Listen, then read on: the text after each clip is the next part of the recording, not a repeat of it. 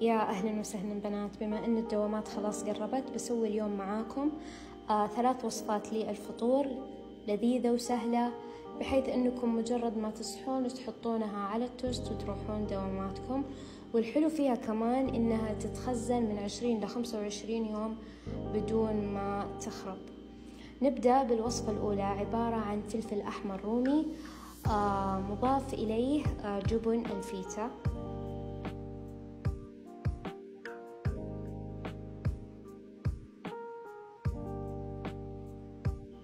هنا أضفت زيت الزيتون وتأكدت إنه من الداخل والخارج تغطى. بعد كذا أضفت نعناع مجفف. بعد كذا إلى الفرن من 20 ل 25 دقيقة. أول 10 دقايق من الجهة الداخلية، بعد كذا من الجهة الخارجية، وكلها من فوق يعني، بس تشغلون اللي فوق. بعد كذا نضيف الفيتا. أفضل أنا بصراحة اللايت، بس أنا صراحة ما لقيتها عندنا. بعد كذا أضفت بقدونس وشبت ونعناع مجفف وزيت زيتون ومكس. بنات ترى نكهة الفلفل المشوي مرة مغطية على حموضة الفيتا ويتجنن صدق الطعم. طيب نجي الحين عند الطريقة الثانية، عبارة عن لبنة.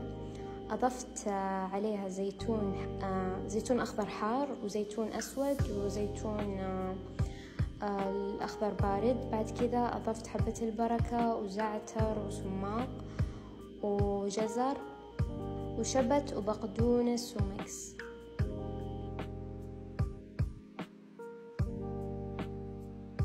إلين ما نوصل لهذا القوام. أما الطريقة الثالثة، عبارة عن جبنة بيضاء.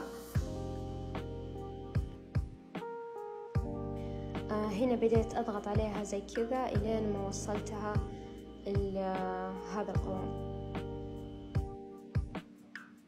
أضفت نعناع مطحون وحبة البركة وزعتر وزيتون أخضر حار. نكهة الزيتون ترى مرة حلوة.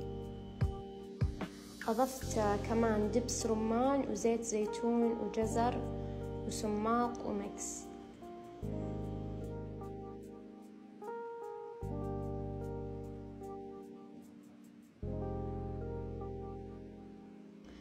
وبس والله كذا نكون خلصنا، وبالعافية يا رب علينا وعليكم.